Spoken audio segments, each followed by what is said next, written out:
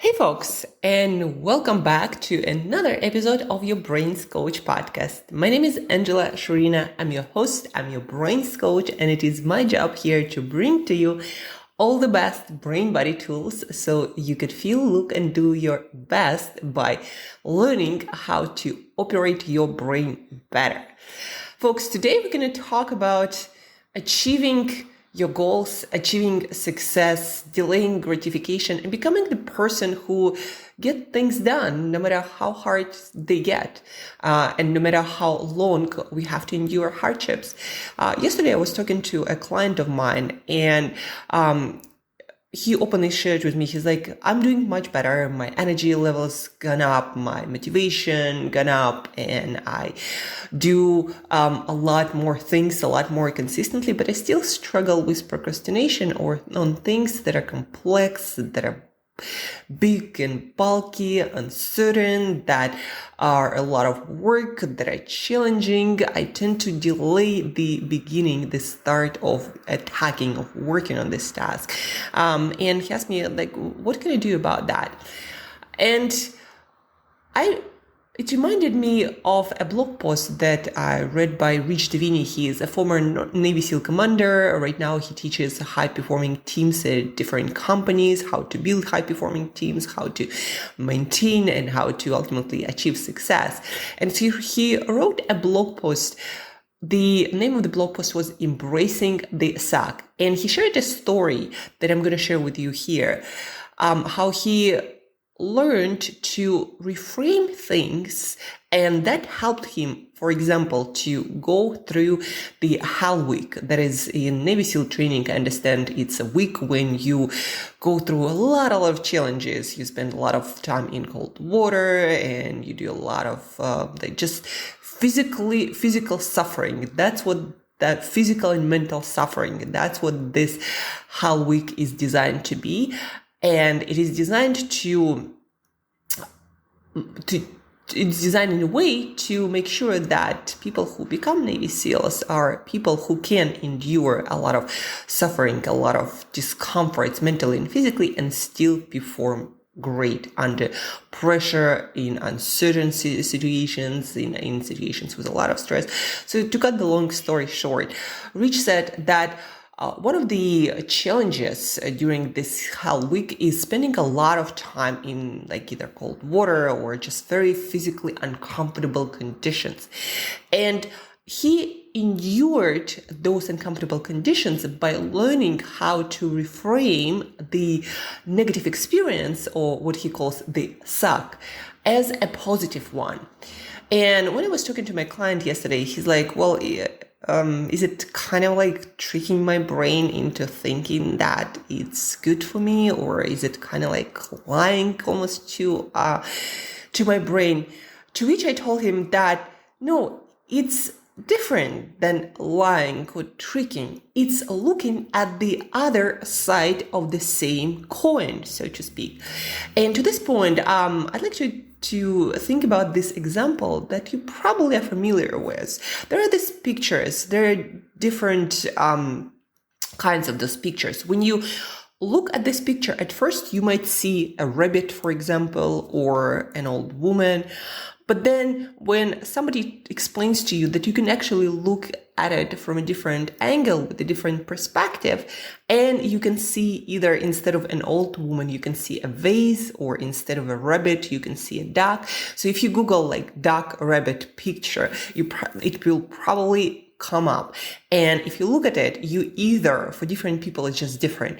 You either will see first a duck or a rabbit, but if you try to change your perspective and imagine a rabbit or a duck, you will see the other picture as well.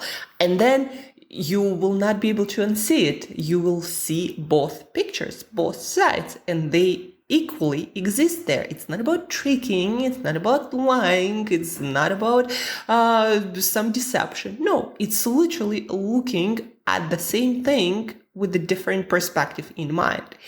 And so back to our story with Rich Davini, and back to attacking complex and challenging tasks in our life, in our work, in our health, in our fitness. It's every single thing that we do has two sides, like almost every single thing. If you need to do a hard piece of work, or in case of Rich Davina, what he did, yes, he was going through a lot of hardships, like for example, cold water exposure or cold temperatures, right? And you were like in that wet, and you were already wet, and you have to still experience that cold. And he told himself, well, actually, I'm going through this hell week, and we do a lot of physical stuff, and my muscles are sore, but cold actually helps me to recover faster, and there is really good science to that, and it also works kind of like a painkiller. And so he started telling himself how cold is actually helping him to endure, to persevere, to go through this hell week, to get to the other side and to become a Navy SEAL who he wanted to become. And as you can see, it's not lying. There is research. It's actually true that enduring challenges, but specifically cold, for example, it does help you with recovery. But it also helps you with different aspects of, like, if you challenge yourself on a regular basis, to a certain extent, your body, your system will get stronger, and it will help you to endure, to get through other challenges much better mentally and physically. So Rich was not lying to himself. He was looking at the other side. And you might think, well, doesn't really make any difference to what I actually experience. And yes, it does. There are really two good pieces of research, and you can also Google it. It's done by really good scientists, and the results, they didn't even expect, I think, this mind-blowing results that were so consistent. So the first study was about people who did cleaning, like cleaning of apartments, it was actually in the hotel. And so one group of the participants who did the cleaning, they told them that this physical activity was really great for them. It's kind of like an exercise, and it will help with blood pressure regulation, with their weight regulation, with their metabolic regulation, like blood sugar, for example. And the other group, they didn't tell that group anything. And so to the group that they, in the group where they told people that this activity, cleaning hotel rooms, was great for their health, they actually saw improvements that were considerable, that they could measure, improvements like with their blood pressure or with their blood sugar regulation, or I believe also their inflammatory markers went down. So they actually got the benefits like they would from exercise, and they did not see those changes in the group that was told nothing about their physical activity. Now, there is another study, and I need to actually look up both studies to get all the details right. But then another study, it was about milkshakes. So they gave two groups of people the exactly same milkshake. And to the one group, they said it was this delicious, nutritious, milkshake with a lot of calories, and it was very, very tasty. So it was this like almost a treat, right? To the other group, they said, well, this is a diet shake. It has like reduced calories, etc. And they actually experience different metabolic changes, different appetite suppression, for example. They experience different release of insulin and blood sugar regulation based on what they were told. So their physiology adjusted based on what they thought about this milkshake. Just like in the group with the cleaning, their physiology changed based on what they thought about the activity. Isn't that mind-blowing, folks? So no, when you reframe the experience like Rich did as a Navy SEAL going through this hell week, when he reframed the experience, it didn't just make him mentally feel better. I bet nobody measured, what happened to Rich physiology that. But based on the data, based on research we have, it probably changed how he physically experienced that, and what kind of also brain chemicals were released, like dopamine or, maybe even serotonin, that this experience actually felt pleasurable. And while it felt pleasurable, it probably improved his physiology as well. And it did help him to recover better and to go through the other challenges of this hell week much better. So back to my client and back to us going through challenging stuff in life. When this concept in the blog that Rich Divini wrote, embrace the suck. What it means is when you're about to go through challenging experience, look at it as an opportunity to improve, as an opportunity to get better, which it is, as an opportunity to train some skill. Because folks, we train what we are not that great at during challenges. When we're good at something and we go through experience that doesn't cause any discomfort, it means that there is nothing to train, that there is nothing to improve. We are already good at it. So when you see a challenge, when you are discomforted by something, look into that. Or what other researchers and trainers and coaches say, lean into this struggle. And that's where you improve. That's where you learn. And that reminds me of another piece of advice and story that I heard a couple of days ago when I was listening to an online commencement speech by Jesse Itzler. He's the husband of Sarah Blakely, great entrepreneur, ultramarathon runner. He was talking about how when we choose an experience, like for example, in his case, running an ultramarathon, we should adjust our expectations and expect the pain and almost be waiting for it and looking for it and enjoying it and embracing the suck, embracing the struggle, leaning into that struggle, because in that struggle or in that experience we grow, we adjust, we improve. And you run, in Jesse Itzler's case, an ultra marathon, and the next one you do one, you are better prepared physically and mentally for that because you went through experience.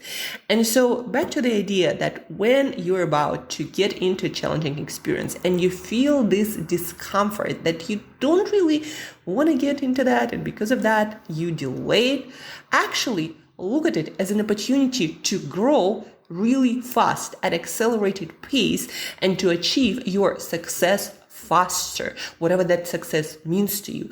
Challenge is an opportunity for you to grow, to improve, to get to your success faster. And so next time, again, when you're about to experience challenge, think about that this is your opportunity to grow, improve, and go faster towards where you want to go, towards the progress that you want to experience, towards that success. And you'll notice how you are not only better prepared physically and mentally for that, and you perform better, but you also start feeling pleasure. And that's because your brain will start producing dopamine, because now your brain understands that there is reward, that this experience itself, it's a rewarding experience. And so your brain will produce all kinds of brain-body chemistry to make it feel pleasurable, to make the suck feel less sucky, so to speak. And back to my client's advice. So I told him that the practice for this week is every time you're about to experience this discomfort, you're about to get into some challenging experience with work, for example, or even with physical training. When you start hearing these thoughts about how you don't want to do this experience, how it sucks, how it's difficult, how it's a struggle, maybe you just have the feeling of that, look into that, lean into that, and start reframing it. Come up with 3 phrases how this experience is great for you, how this experience is actually rewarding, or why you might look forward to this experience. And folks, you'll have a feeling like you'll almost be excited about this struggle, or like for example, running an ultra marathon for Jesse Itzler, or about Hell Week for Rich Divini, or David Goggins. We also talked with my client about David Goggins, who he actually met. how David Goggins is like, bring it on, what do you have in store alive? Because every challenge is an opportunity to improve, to grow, to learn things about yourself. And this is actually the best way to learn about yourself. Get yourself through challenging experience and you'll see how you react to different stressors. And that is, folks, is the best life school, the best self-development tool. This stress, that what brings the true you. That actually how Rich Davini also developed this system of attributes to evaluate in teams, for example. Right now he works in corporate, how to distinguish or separate people who are high performers from non-high performers. They basically design different experiences to make people go through stressful situations to see what they actually do in that situation. And that actually what shows them whether that's a person going to be a high performer or just skilled person who under pressure will collapse and will not perform that well. But back to the idea how it can help you with procrastination on uncertain, big, uncomfortable, bulky projects. You lean into that and you tell yourself, you reframe, you change how you look at this experience, and you start telling yourself, you start asking yourself, how's this experience gonna make me grow? How's this experience can create opportunities for my business? How this experience can make me better at X? How's this experience gonna accelerate my speed or my journey to success? And the more you practice the skill, the more it becomes almost like your second nature. So for me now, when I'm about to, let's say, do a hard workout or need to write a blog that I'm comfortable writing because it's like a lot of work, a lot of concentration. I don't know how the piece is gonna go together. Or I'm about to jump on a call with a prospect client, and it feels like it's out of my league, or there's gonna be a lot of uncertainty, right? The conversation can go so many ways, and it's a sales process, right? It's kind of like this dense battle. But whenever I'm about to get into this experience, I feel this discomfort, but I immediately go into, okay, but this is the opportunity to grow. This is the opportunity to improve. If you want to if you want to have more clients, you gotta get better at talking to people, at figuring out their problems and figuring out how you can help them, and making sure that they see how you can help them, right? It's a permanent process of learning and experience. And without this process, without this challenging process, you will not move forward. You will not improve. You will not get better. And now, not sure, folks, if you hear the noise, but need to change my recording location. And now, back to our theme. And now, instead of dreading this experience, avoiding it, or procrastinating on it, I'm speeding it up and looking forward to jump all into that, because I'm finally gonna get better and gonna get more success and gonna move my life, my business, and everything forward. And the same with workouts. I look at this workout, oh my God, I'm gonna get fitter and stronger for my life. It's gonna, after finishing that, I'm gonna feel like such a superhero. But the key here is to frame the experience as a reward. So when I get into my workout, I look for those moments when I'm out of breath, when it's really hard and when it's really challenging and I just wanna quit. But I know this is where I'm actually changing, transforming, improving my fitness. And I should look for those moments, because if everything is easy, it means I'm not growing, I'm not moving anywhere. And yes, sometimes, that's also an okay thing, or a good thing to do, just move for the sake of moving without challenges. But those experiences, when we feel challenged, when it's tough, when it's hard, that's when we learn the most, that's when we grow the most, and that's what moves our life and business forward. And again, so your homework is to start learning, mastering, practicing the skill of looking at your challenging experience that you tend to delay, that you tend to procrastinate on, looking at it from a different kind of perspective, looking at it as an opportunity to grow, to improve, to bring your goals faster into your life, into your reality. And back to also this idea, look up those pictures, duck, rabbit, or old woman and vase, and or old woman, young woman. I think that was the picture. But pictures, when you look at it at first, you see one thing, but then you read that you can also see something else, and you look at it differently, and here you go.